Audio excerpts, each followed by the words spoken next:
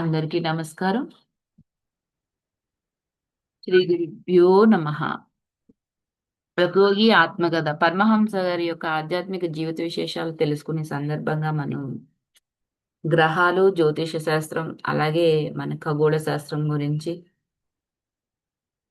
మనకున్న యుగాల గురించి మనం తెలుసుకుంటున్నాం.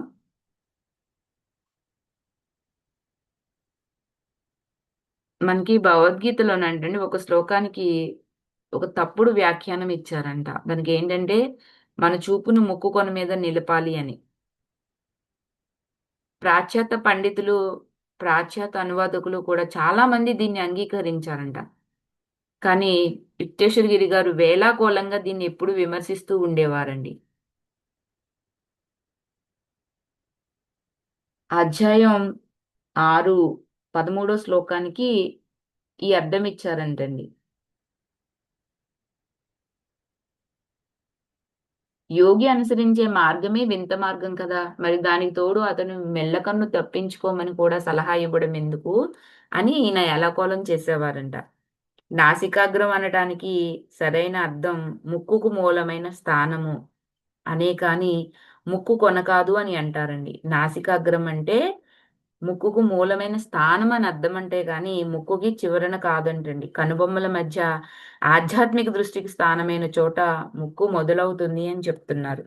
ఇంటికి వెలుతురు ఏంటి? కన్ను. కనుక నీది ఒక్కటే కన్నైతే నీ ఒళ్ళంతా కూడా వెలుతురులతో నిండినదే అయిపోతుందంట. కానీ నీ కన్ను చెడుదైతే నీ ఒళ్ళు కూడా అంతా చీకటితోనే నిండి ఉంటుంది అని చెప్తున్నారు.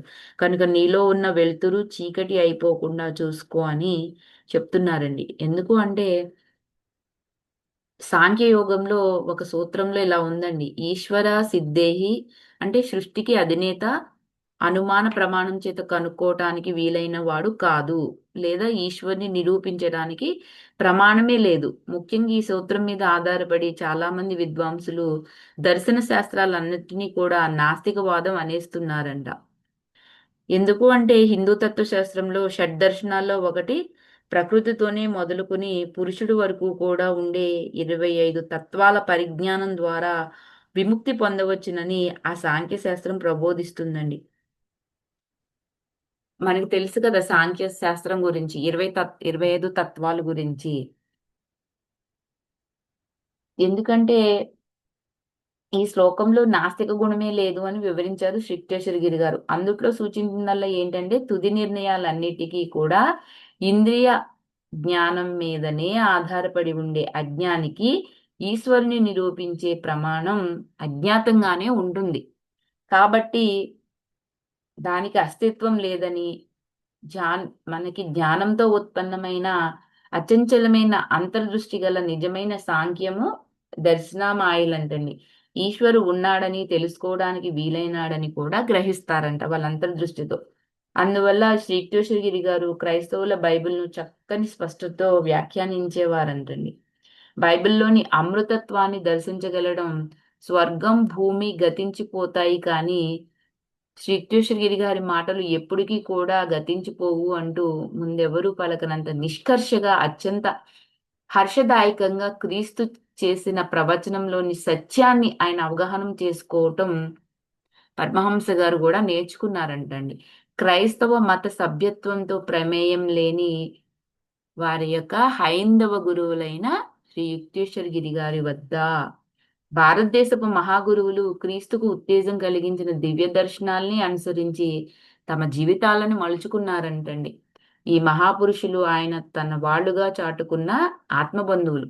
స్వర్గంలో ఉన్న నా తండ్రి ఇచ్చను అనుసరించే ప్రతి వ్యక్తి కూడా నాకు సోదరుడు, సోదరి, తల్లి. క్రీస్తు ఇంకా ఇలా అంటున్నాడండి. ఏమని అంటే నా మాటను అనుసరించి మీరు ముందుకు సాగితేనే మీరు నిజంగా నాకు శిష్యులవుతారు. అప్పుడే మీకు సత్యం అనేది అవగతం అవుతుంది. ఆ సత్యం మీకు విముక్తిని కలిగిస్తుంది అని చెప్తున్నారు. అందాక కూడా స్వేచ్ఛాజీవులయ్యి, తమకు తామే ప్రభువులయ్యి, ఏకైక ఆ జగత్పితను గురించి ముక్తిదాయకమైన జ్ఞానాన్ని ఆర్జించుకున్న క్రీస్తు వంటి భారతీయ యోగి పుంగవులు అమర బంధుకోటిలో అంతర్భాగమే అని చెప్తున్నారండి. ఆదాము అవ్వల కథ పరమహంస గారికి ఎప్పుడూ కూడా కొరుకుడు పడకుండా ఉండేదంట. అలాగే శ్రీకేశవ గిరి గారికి కూడానంటండి.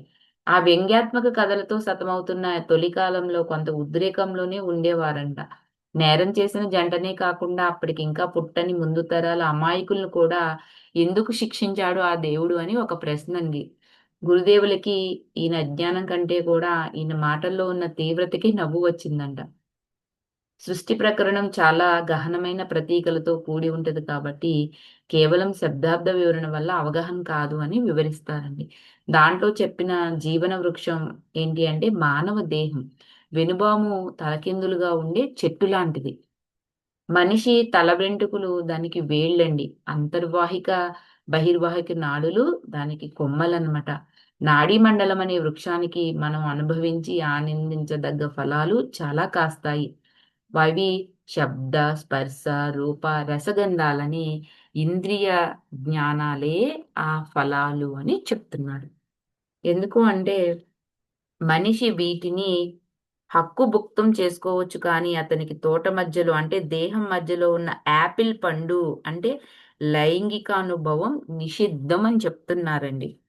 మనం తోటలో ఉన్న చెట్ల పండ్లు తినవచ్చు కానీ తోట మధ్యలో ఉన్న చెట్టు పండు మాత్రం మీరు తినకూడదు. ఎందుకంటే మీలో ఏ ఒక్కరు కూడా దాన్ని ముట్టుకోకూడదని, లేకపోతే చనిపోతారని ఆనాడు దేవుడు చెప్పాడు కదా మరి. అందులో చెప్పిన సర్పం లైంగిక నాడుల్ని ఉద్రేకపరిచే వెనుబాములోని శక్తిని సూచిస్తుందంట.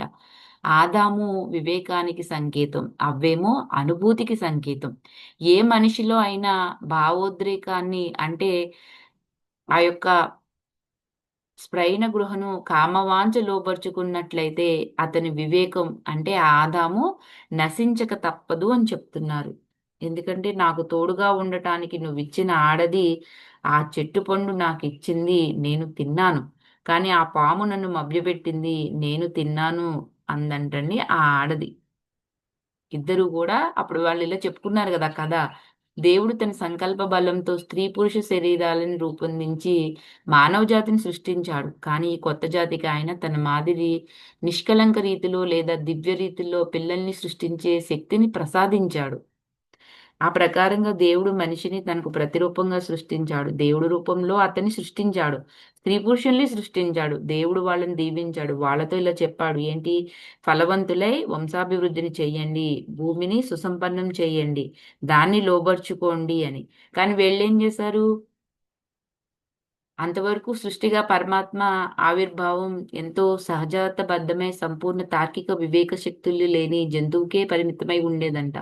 అందువల్ల భగవంతుడు మొట్టమొదట మానవ శరీరాలను సృష్టించి వాటికి సాంకేతికంగా ఆదాము, అవ్వ, అవ్వ అంటే ఏడమని లేదా ఈవని పేర్లు పెట్టారనమాట. ఊర్ధ్వగతిలో లాభపరికమైన ఆ పరిణామం కోసం రెండు జంతువుల ఆత్మల్ని లేదా దివ్యసారాన్ని వాళ్ళలోకి ప్రవేశపెట్టాడండి. దేవుడు నేల మీద మట్టితో మనిషిని తయారు చేశాడు కదా! మరి అతని ముక్కు రంధ్రాల్లోని ఊపిరి ఊదాడు. అప్పుడు మనిషి జీవించే ఆత్మ అయ్యాడనమాట. ఆదాములో అంటే పురుషుల్లో వివేకం ప్రాధాన్యత వహించింది. అవ్వలో అంటే స్త్రీలో అనుభూతి ప్రాధాన్యం వహించింది. ఆ ప్రకారంగా భౌతిక లోకాలకు ఆధారభూతమైన ద్వంద్వం లేదా ధృవత్వం అనేది అక్కడ అభివ్యక్తమైందంట. పశు ప్రవృత్తిపరమైన కుండలి శక్తి మానవ మనస్సును ఏమార్చినంత కాలం వివేకం, అనుభూతి పరస్పర సహకారంతో ఆనంద స్వర్గధామంలో విహరిస్తాయండి. కనుక మానవ శరీరం కేవలం జంతువుల నుంచి పరిణామ ఫలితంగా ఏర్పడ్డది కాదు. తెలుసుకోండి. డిఎన్ఏ మనకి ఆహ్, చెప్పాడు కదా! డార్విన్ సిద్ధాంతం. ఇది తప్పు అని ఇక్కడ యుక్తేశ్వరగిరి గారు మనకి నిరూపణ చేస్తున్నారనమాట. అది పరిణామ సిద్ధాంతం ఏమీ కాదు. జంతువుల నుంచి వచ్చింది కాదు. అది దేవుడి విశిష్ట సృష్టి ద్వారా మాత్రమే ఉత్పన్నమయింది. జంతు రూపాలు సంపూర్ణ దివ్యత్వాన్ని వ్యక్తం చేయలేనంత స్థూలమైనవంటండి. మానవుడికి మెదడులో సర్వజ్ఞత శక్తి సంపన్నమైన సహస్రార కమలం ఉంది కదా! అది వెన్నులో సున్నితంగా జాగృతమైన ఆ షట్చక్రాల విశిష్టంగా ప్రసాదించడం అనేది జరుగుతుంది. తొలుత సృష్టించిన జంటలో నెలకొన్న దేవుడు దివ్య చేతన మానవ ఇంద్రియానుభూతులన్నిటినీ కూడా అనుభవించమని చెప్పడమే జరిగింది. ఒక కామవాసల్ని అనుభవించవద్దని చెప్పాడు. ఎందుకు అంటే అప్పుడు ఆ సర్పం ఉంది గదండీ! అదే లైంగిక శక్తి. భూమి మీద ఉన్న జంతువులన్నింటికన్నా చాలా సూక్ష్మంగా తయారైంది. అంటే శరీరంలోని ఇంద్రియాలన్నింటికన్నా చాలా చతురంగా, ధూర్తగా తయారయిందంటండి అది. ఒక్క వంశవృద్ధి కోసం మానవుల హీనస్థాయి జంతు పద్ధతికి బందీలవ్వకుండా ఉండట కోసమే వీటిని నిషేధించడం జరిగిందంట దేవుడు. కానీ అవచేతన మనస్సులో పశు ప్రవృత్తి సంబంధమైన వాసనలు మళ్ళీ తల ఎత్తకుండా చేయటం కోసం దేవుడు చేసిన హెచ్చరికను మనిషి ఏం చేశాడు? చెవిన పెట్టలేదు. ఆదాము, అవ్వ సంతాన ఉత్పత్తి కోసం జంతు సహజమైన మార్గాన్ని అనుసరించి వాళ్ళు పరిపూర్ణ మూల మానవుడికి సహజమైన స్వర్గానంద స్థితి నుంచి పతనమైపోయారని. తాము నగ్నంగా ఉన్నామని తెలిసినప్పుడు దేవుడు హెచ్చరించినట్టుగానే వాళ్ళలో అమరత్వ బోధ నశించింది. శారీరకమైన పుట్టుక తరువాత శారీరకమైన గిట్టుక రావాలన్న భౌతిక శాస్త్ర నియమానికి వాళ్ళు బానిసలైపోయారంటండి. మరి మిగతాది రేపు తెలుసుకుందామండి. Thank you for watching.